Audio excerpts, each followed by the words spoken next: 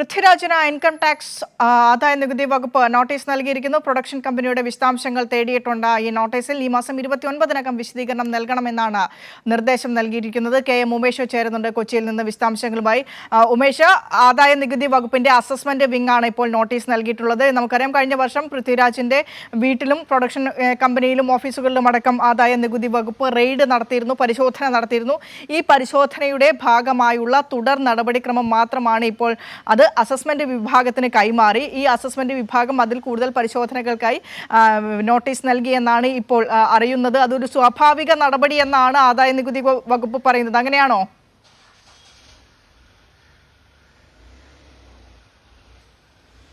വിനീഷ, ഈ സാഹചര്യങ്ങൾ പരിശോധിക്കുമ്പോൾ അങ്ങനെയല്ല എന്ന് തന്നെ വ്യാഖ്യാനിക്കേണ്ടി വരും. കാരണം ഈ 3 വർഷം മുൻപ് ആദായ നികുതി വകുപ്പ് സമാനമായ രീതിയിൽ പരിശോധന നടത്തിയതിനെക്കുറിച്ച് ഇപ്പോൾ വിനീഷ സൂചിപ്പിച്ചു. അന്നും അതൊരു പ്രതികാര നടപടിയായി തന്നെ അന്നും നമ്മൾ കണ്ടതാണ്. കാരണം ലക്ഷദ്വീപ് വിഷയത്തിലൊക്കെ പൃഥ്വിരാജ് ശക്തമായ നിലപാടെടുത്തതാണ്. അതിന് പിന്നാലെയായിരുന്നു അന്നത്തെ ഈ ആദായ നികുതി വകുപ്പിൻ്റെ പരിശോധനയും മറ്റ് നടപടിക്രമങ്ങളൊക്കെ ഉണ്ടായത്. ഇതിപ്പോൾ വീണ്ടും മാർച്ച് 29-ന് പൃഥ്വിരാജിനിങ്ങനെ നോട്ടീസ് അയക്കുമ്പോൾ അതിന് പിന്നിലും ചില കാരണങ്ങളുണ്ട് എന്ന് തന്നെയാണ് നമുക്ക് തോന്നുക. കാരണം മാർച്ച് 27-നാണ് എമ്പുരാൻ റിലീസ് ചെയ്തത്. ഗുജറാത്ത് കലാപത്തിനെയൊക്കെ കുറിച്ച് ശക്തമായി അവതരിപ്പിച്ച ഒരു സിനിമയാണ്. സംഘപരിവാറിൻ്റെ വേട്ടയെക്കുറിച്ച്, സംഘപരിവാറിൻ്റെ ആക്രമണത്തെക്കുറിച്ച് വളരെ ശക്തമായ ഭാഷയിൽ അവതരിപ്പിച്ചൊരു ചിത്രം കൂടിയാണത്. അതുമായി ബന്ധപ്പെട്ട ആ സിനിമ ഇറങ്ങി തൊട്ടടുത്ത ദിവസം മുതൽ തന്നെ സംഘപരിവാറിൻ്റെ സൈബർ ആക്രമണം പൃഥ്വിരാജിന് നേരെയും മോഹൻലാലിന് നേരെയും ഒക്കെ തുടങ്ങിയതാണ്. അതിന് തൊട്ടടുത്ത ദിവസമാണ്, അതായത് എമ്പുരാൻ ഇറങ്ങി 27-നാണ് ഇറങ്ങിയത്. 28 കഴിഞ്ഞ് 29-നാണ് പൃഥ്വിരാജിന് ഇങ്ങനെ ഒരു നോട്ടീസ് അയച്ചിരിക്കുന്നത്. അത് അന്ന് പുറത്തിറങ്ങിയ ആ ചിത്രങ്ങളുമായി ബന്ധപ്പെട്ട് വാങ്ങിയ പ്രതിഫലം അത് സംബന്ധിച്ച് കൂടുതൽ വ്യക്തത വരുത്തുന്നതിന് വേണ്ടിയാണ് ഇപ്പോൾ ഇങ്ങനെ ഒരു നോട്ടീസ് അയക്കുന്നത് എന്നൊക്കെയാണ് ആദായ നികുതി വകുപ്പ് നൽകിയ നോട്ടീസിൽ പറയുന്നത്. 1 മാസത്തിനകം അതിൽ ഒരു വ്യക്തത തേടുകയാണ് IT വകുപ്പ്. ഏപ്രിൽ 29-നകം ഇക്കാര്യത്തിലൊരു വിശദീകരണം നൽകണം എന്നാണ് പൃഥ്വിരാജിനോട് ഈ നോട്ടീസിൽ ആദായ നികുതി വകുപ്പ് നിർദ്ദേശിച്ചിരിക്കുന്നത്. ഇത് 2022-ൽ അദ്ദേഹം ചില സിനിമകളിൽ അഭിനയിക്കുകയും ചില സിനിമകളിൽ അദ്ദേഹത്തിൻ്റെ കമ്പനി സഹനിർമ്മാണം നടത്തുകയും ഒക്കെ ചെയ്തു. അപ്പോൾ നടൻ എന്നുള്ള നിലയിൽ അദ്ദേഹം പ്രതിഫലം വാങ്ങിയില്ല, പക്ഷേ സഹനിർമ്മാതാവ് എന്ന നിലയിൽ തുക കൈപ്പറ്റുകയും ചെയ്തു എന്നാണ് ആദായ നികുതി വകുപ്പ് പറയുന്നത്. അങ്ങനെ ആകുമ്പോൾ അതിൽ നികുതിയുടെ കാര്യത്തിലൊക്കെ വ്യത്യാസം വരും. അങ്ങനെ എന്തെങ്കിലും ക്രമക്കേട് നടത്തിയിട്ടുണ്ടോ എന്ന പരിശോധനയുടെ ഭാഗമായാണ് ഈ നോട്ടീസ് എന്നാണ് ആദായ നികുതി വകുപ്പ് വിശദീകരിക്കുന്നത്. പക്ഷേ ഇത് സാഹചര്യങ്ങൾ പരിശോധിക്കുമ്പോൾ കാര്യങ്ങൾ വ്യക്തമാണ്. അത് 2022-ൽ പൃഥ്വിരാജിന് നേരെ ആദായ നികുതി വകുപ്പ് തിരിയുമ്പോഴും ഇപ്പോൾ വീണ്ടും ഒരു നോട്ടീസ് ചെല്ലുമ്പോഴുമൊക്കെ കാരണം എമ്പുരാനാണ് എന്നുള്ളത് വ്യക്തമാണ്. എമ്പുരാൻ്റെ മറ്റൊരു നിർമ്മാതാവായ ഗോകുലം ഗോപാലിന് പരിശോധന ചോദ്യം ചെയ്യലിന് വിധേയനാകേണ്ടി വന്നു. അത് കഴിഞ്ഞ ദിവസമാണ് അത് നടന്നത്. ഇപ്പോഴും അതിൻ്റെ തുടർ നടപടികൾ ഉണ്ടായിക്കൊണ്ടിരിക്കുന്നു. ഗോകുലം ഗോപാലിൻ്റെ ഓഫീസുകൾ മൊത്തം പരിശോധന നടത്തിക്കൊണ്ടിരിക്കുന്നു. അദ്ദേഹം എമ്പുരാൻ നിർമ്മിച്ചു എന്നുള്ളതാണ് അതിനൊരു കാരണമായി നമ്മൾ കാണുന്നത്. കാരണം ഇതുവരെ ഇല്ലാത്ത വിധം ഈ കേന്ദ്ര ഏജൻസികൾ ഈ താരങ്ങൾക്കെതിരെയും ഇതിലെ നിർമ്മാതാക്കൾക്ക് എതിരെയൊക്കെ പ്രവർത്തിക്കുകയാണ്. അതൊരു പ്രതികാര നടപടിയുടെ ഭാഗമാണ് എന്നുള്ളതാണ് പൊതുവെ ഉയരുന്ന ആക്ഷേപം. സാഹചര്യങ്ങൾ പരിശോധിക്കുമ്പോൾ നമുക്ക് ബോധ്യപ്പെടുന്നതും അതുതന്നെയാണ് വിനീഷ. അതാണ് അതിലെ ഏറ്റവും പ്രധാനപ്പെട്ട കാര്യമെന്ന് പറയുന്നത് ഉമേഷ്. കാര്യം ഈ എമ്പുരാൻ സിനിമ റിലീസായതിനു ശേഷം പൃഥ്വിരാജിനെതിരെ ആണെങ്കിലും ഗോകുലം ഗോപാലിനെതിരെ ആണെങ്കിലും അവർക്കെതിരെയുള്ള ഒരു നടപടികൾ വളരെ പെട്ടെന്നാക്കുന്നു. ഇത് കഴിഞ്ഞ കുറേ ദിവസങ്ങളായി നേരത്തെ തന്നെ നോട്ടീസ് നൽകിയതാണ് ആദായ നികുതി വകുപ്പ്. കഴിഞ്ഞ കുറേ കാലമായി ഇത്തരത്തിൽ പരിശോധന പൃഥ്വിരാജിൻ്റെ പ്രൊഡക്ഷൻ ഹൗസിലായാലും പൃഥ്വിരാജിൻ്റെ വീട്ടിലായാലും നടത്തി വന്നിരുന്നു. അതിനുശേഷമാണ് അതിൻ്റെ ഒരു സ്വാഭാവിക നടപടി. ഇപ്പോൾ അസസ്മെൻറ്റ് വിഭാഗത്തിന് കണ്ടെത്തിയ തെളിവുകളെല്ലാം, ഡോക്യുമെൻറ്റുകൾ അന്ന് പിടിച്ചെടുത്ത ഡോക്യുമെൻറ്റുകൾ, അന്ന് പൃഥ്വിരാജിൻ്റെ വീട്ടിലെ ഒരു മുറി അടച്ചിടുന്ന വരെ സ്ഥിതി ഉണ്ടായിരുന്നു. ആദായ നികുതി വകുപ്പ് പൂട്ടിപ്പോയിരുന്നു. ആ മുറിയിൽ നിന്ന് പിടിച്ചെടുത്ത രേഖകളടക്കം അത് അസസ്മെൻറ്റ് വിഭാഗത്തിന് കൈമാറിയിട്ടുണ്ട്. ഇപ്പോൾ അസസ്മെന്റ് വിഭാഗമാണ് അത് നോട്ടീസ് നൽകിയത്. അസസ്മെന്റ് വിഭാഗത്തിന്റെ ഒരു സ്വാഭാവിക നടപടി പ്രക്രിയ എന്ന് മാത്രം IT വകുപ്പ് പറഞ്ഞു വെക്കുമ്പോൾ, ആദായ നികുതി വകുപ്പ് പറഞ്ഞു വെക്കുമ്പോൾ നമ്മൾ കാണേണ്ടത് എമ്പുരാൻ സിനിമ റിലീസ് ചെയ്ത് 3 ദിവസത്തിന് ശേഷം ആകമാണ് പൃഥ്വിരാജിന് ഈ അസസ്മെന്റ് വിങ്ങിന്റെ നോട്ടീസ് പോകുന്നത്. എന്തുകൊണ്ട് വളരെ വേഗത്തിൽ ത്വരിതമായി ഇത്രയും കാലം അത് അസസ്മെന്റ് വിഭാഗത്തിന്റെ കയ്യിലേക്ക് എത്തിക്കാമായിരുന്നില്ലേ? ഈ അസസ്മെന്റ് വിഭാഗത്തിന്റെ വളരെ തിടുക്കപ്പെട്ടുള്ള ഇപ്പോഴത്തെ ഈ നോട്ടീസ് 1 മാസത്തിനകം തന്നെ അതിൽ വിശദീകരണം നൽകണമെന്നും പൃഥ്വിരാജിന് ആ നോട്ടീസിൽ നിർദ്ദേശമുണ്ട്. നേരത്തെ തന്നെ പൃഥ്വിരാജ് ഇക്കാര്യത്തിലുള്ള വിശദീകരണങ്ങളൊക്കെ നൽകിയതാണ്. 2020 ശേഷമുള്ള അദ്ദേഹം അഭിനയിച്ച സിനിമകളുടെ ആയാലും അദ്ദേഹം നിർമ്മിച്ച സിനിമകളുടെ ആയാലും ഏത് രീതിയിലുള്ള പ്രതിഫല തുകയാണ് കൈപ്പറ്റിയത്. ഇപ്പോൾ ക്രമാതീതമായി ക്രമക്കേട് എന്ന് ആരോപിക്കുന്ന ഒരു 40 കോടി രൂപയുടെ കണക്കാണ് ആദായനികുതി വകുപ്പ് പറയുന്നത്. അതിൽ താൻ നടൻ എന്ന നിലയിൽ പ്രതിഫലം വാങ്ങിയിട്ടില്ല, നിർമ്മാതാവ് എന്ന നിലയിൽ വാങ്ങിയ പ്രതിഫലം അത്രയേറെ തുക എന്നുള്ള കാര്യമാണ് ആദായ നികുതി വകുപ്പിൻ്റെ കൺസേണായി ഇപ്പോൾ വരുന്നത്. മറ്റൊരു കാര്യം ഇതിൽ പ്രധാനപ്പെട്ട് ഇതിനോടുമായി കൂട്ടിച്ചേർത്ത് വായിക്കേണ്ടത് ഗോകുലം ഗോപാലൻ്റെ വീടുകളിൽ ഓഫീസുകളിൽ കഴിഞ്ഞ ദിവസം നടന്ന റെയ്ഡ് അദ്ദേഹത്തെ ചെന്നൈയിലെത്തിച്ച് ക്വസ്റ്റ്യൻ ചെയ്യുന്നു. വീണ്ടും ക്വസ്റ്റ്യൻ ചെയ്യാനുള്ള സാധ്യത തേടുന്നുണ്ട്. ഫെമ അടക്കം പറയുന്നുണ്ട്, വിദേശ നാണ്യ വിനിമയ ചട്ട ലംഘനമടക്കം പറയുന്നുണ്ട്. ED ഗോകുലൻ ഗോപാലനുമായി ബന്ധപ്പെട്ട കാര്യങ്ങളിൽ ചോദ്യം ചെയ്തതിൽ സംബന്ധിച്ച് അത്തരത്തിൽ ഈ 40 കോടിയുടെ കണക്കും, അതായത് എമ്പുരാനുമായി ബന്ധപ്പെട്ടല്ല, പൃഥ്വിരാജിന് 40 കോടി രൂപ എങ്ങനെ എക്സസൈസ് വന്നു എന്നുള്ള കാര്യം കൂടെ കൂട്ടിച്ചേർത്ത് വായിക്കുമ്പോൾ കൃത്യമായ ഒരു പ്രതികാര നടപടിയിലേക്ക് കേന്ദ്ര സർക്കാർ കേന്ദ്ര ഏജൻസികളെ ഉപയോഗിച്ച് കടക്കുന്നു എന്ന് തന്നെ വായിക്കപ്പെടണം ഇതിൽ നിന്ന്.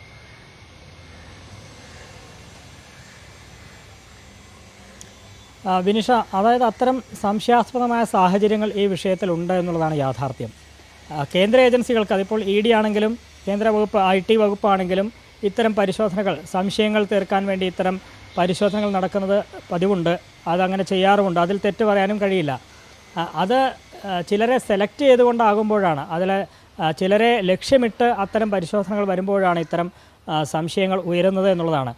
ചലച്ചിത്ര താരങ്ങൾ അല്ലെങ്കിൽ ചലച്ചിത്രവുമായി ബന്ധപ്പെട്ട് പ്രവർത്തിക്കുന്നവർ വലിയ പ്രതിഫലം വാങ്ങുന്നവരുണ്ടാകാം. അതിൽ കൃത്യമായി നികുതി അടയ്ക്കുന്നവരുണ്ടാകാം, അടയ്ക്കാത്തവരും ഒരു പക്ഷേ ഉണ്ടായേക്കാം. അത് പക്ഷേ പരിശോധനയിലൂടെ കൃത്യമായ തെളിവുണ്ടെങ്കിൽ മാത്രമേ അത് പറയാൻ കഴിയുകയുള്ളൂ. അങ്ങനെ ഉണ്ടാകാം. അതുകൊണ്ട് പരിശോധനകൾ സ്വാഭാവികമാണ്. പക്ഷേ ഇതിപ്പോൾ ഇങ്ങനെ ഒരു ചിത്രം അല്ലെങ്കിൽ ചില സാഹചര്യങ്ങൾ വരുമ്പോൾ മാത്രം ചിലരെ ഉന്നമിട്ട് ഇത്തരം പരിശോധനകൾ നടത്തുമ്പോഴാണ് നമ്മൾ നേരത്തെ പറഞ്ഞ ചില സംശയങ്ങൾ ബലപ്പെടുന്നത്. അതൊരു പ്രതികാര നടപടിയുടെ ഭാഗമാണോ എന്ന് സംശയിച്ചു പോകുന്നത്. അതിപ്പോൾ പൃഥ്വിരാജിന് നോട്ടീസ് നൽകിയ നടപടിയാണെങ്കിലും ഗോകുലം ഗോപാലിനെതിരെ നടത്തുന്ന EDയുടെ നടപടികളാണെങ്കിലും അങ്ങനെ തന്നെ മാത്രമേ നമുക്ക് വായിച്ചെടുക്കാനാവൂ. പൃഥ്വിരാജിനെതിരെ ഇപ്പോൾ തുടങ്ങിയതല്ല, 3 വർഷം മുമ്പേ തുടങ്ങിയതാണ്. അതിനും ഒരു കാരണമുണ്ട് എന്ന് അന്ന് നമ്മൾ കണ്ടതുമാണ്. കാരണം അന്ന് ഈ ലക്ഷദ്വീപ് ക്യാമ്പയിനൊക്കെ പിന്തുണ നൽകിയിരുന്നു അന്ന് പൃഥ്വിരാജ്. ആ ഘട്ടത്തിൽ കൂടിയാണ് അന്ന് ആദായ നികുതി വകുപ്പിന്റെ വലിയ രീതിയിലുള്ള പരിശോധന പൃഥ്വിരാജിന്റെ പ്രൊഡക്ഷൻ ഹൗസിലും. യെസ്,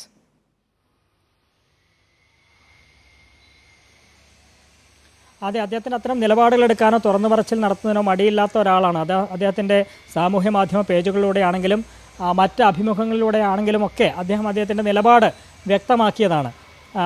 അദ്ദേഹത്തിൻ്റെ ചിത്രങ്ങളിൽ അദ്ദേഹത്തിൻ്റെതായ കാഴ്ചപ്പാടുകൾ ഒക്കെ ഉണ്ടായിരുന്നിരിക്കാം. അതൊരു കലാകാരൻ എന്നുള്ള നിലയിൽ അദ്ദേഹത്തിൻ്റെ ആവിഷ്കാര സ്വാതന്ത്ര്യമാണ്. അതിനെ എപ്പോഴും പ്രോത്സാഹിപ്പിച്ച ചരിത്രമാണ് നമ്മുടെ രാജ്യത്തും സംസ്ഥാനത്തും ഒക്കെ ഉള്ളത്.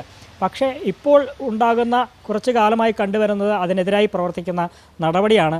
രാജ്യത്ത് സംഘപരിവാറിനെതിരെ ആരെങ്കിലും ശബ്ദിച്ചാൽ അവരെ നിശബ്ദരാക്കുന്ന നടപടി ഈ അവർ കേന്ദ്ര സർക്കാർ നേതൃത്വം നൽകുന്ന അല്ലെങ്കിൽ കേന്ദ്ര സർക്കാരിൻ്റെ ഏജൻസികളെ ഉപയോഗിച്ച് അതിനെ നിശബ്ദരാക്കുന്ന, അല്ലെങ്കിൽ ഇത്തരം തങ്ങൾക്കെതിരെ പ്രവർത്തിച്ചാൽ അവരെ ഭീഷണിപ്പെടുത്തി വരുതിയിലാക്കും എന്ന മുന്നറിയിപ്പുമായി ബന്ധപ്പെട്ട നടപടികൾ സ്വീകരിക്കുന്നതൊക്കെ ഈ അടുത്ത കാലത്തായി കണ്ടുവരികയാണ്. അത് രാഷ്ട്രീയ നേതാക്കൾക്കെതിരാണെങ്കിലും ഇത്തരത്തിൽ കലാരംഗത്ത് പ്രവർത്തിക്കുന്നവർ ആരായാലും, അങ്ങനെ ആരാണെങ്കിലും തങ്ങൾക്കെതിരെ വന്നാൽ അവരെ നിശബ്ദരാക്കും എന്നുള്ള ചില രീതികൾ ഈ അടുത്ത കാലത്ത് കണ്ടുവരുന്നുണ്ട്. അതിൻ്റെ ബാക്കി പത്രമായി മാത്രമേ ഇതിനെയും കാണാൻ കഴിയൂ എന്നുള്ളതാണ് ഈ ഘട്ടത്തിൽ നമുക്ക് മനസ്സിലാക്കുന്നത്.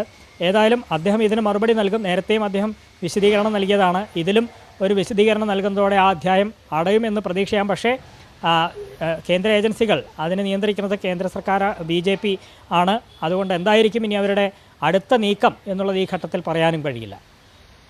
അതെ, അത് ഏതെങ്കിലും രീതിയിൽ അത് അടഞ്ഞ അധ്യായമായി മാറുമെന്ന ഈ ഘട്ടത്തിൽ നമുക്കത് വിചാരിക്കാൻ പോലും പറ്റാത്ത ഒരു സാഹചര്യമാണ് നിലവിലുള്ളത്. കാരണം പൃഥ്വിരാജിനെ അടക്കം അവരെ ടാർഗറ്റ് ചെയ്തുകൊണ്ട്, കോർണർ ചെയ്തുകൊണ്ട് കൃത്യമായ പ്രതികാര നടപടികളിലേക്ക് തന്നെ പോകുന്നു.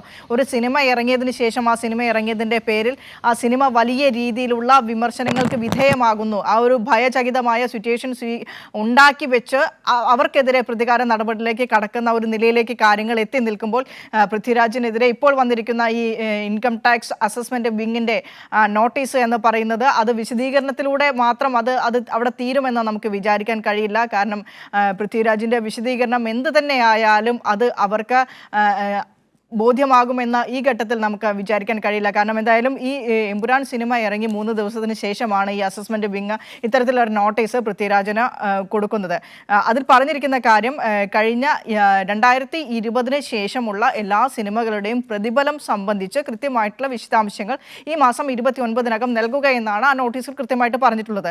അതിലൊരു വിശദീകരണം കഴിഞ്ഞ കുറേ കാലങ്ങളായി കൃത്യമായി ഇൻകം ടാക്സ് റിട്ടേൺ നടത്തുന്ന പൃഥ്വിരാജ് അത് ഇൻകം ടാക്സ് റിട്ടേൺ എല്ലാം ഫയൽ ചെയ്യുമ്പോൾ കൃത്യമായിട്ടുള്ള വിശദീകരണം എക്സ്പ്ലനേഷൻ കൊടുക്കാറുണ്ട്. അത് വിശ്വസിക്കാഞ്ഞിട്ടല്ലോ ഇപ്പോൾ തിടുക്കപ്പെട്ട് ഇത്തരത്തിൽ നോട്ടീസ് നൽകിയിട്ടുണ്ടാവുക. അപ്പോൾ തീർച്ചയായും അതിലൊരു പ്രതികാര നടപടി എന്ന് നമ്മൾ സംശയിക്കുന്നത് ഇവിടെയാണ്. കാരണം ഈ എമ്പുരാൻ സിനിമ ഇറങ്ങി 3-ാം ദിവസത്തിനകം തന്നെ ഇൻകം ടാക്സ് അസസ്മെന്റ് വിഭാഗം ഇത്തരത്തിൽ ഒരു നോട്ടീസ് അയക്കണമെങ്കിൽ അതിന് പിന്നിൽ എന്ത് എന്നുള്ളതാണ് ഇപ്പോൾ ഉയരുന്ന പ്രധാനപ്പെട്ട ചോദ്യം. അതിനാൽ തന്നെ പൃഥ്വിരാജിന്റെ ഏതെങ്കിലും ഒരു തരത്തിലുള്ള വിശദീകരണം കൊണ്ട് അവർ സംതൃപ്തരാകും എന്ന് ഈ ഘട്ടത്തിൽ നമുക്ക് പറയാനും കഴിയില്ല. ഉമേഷ്,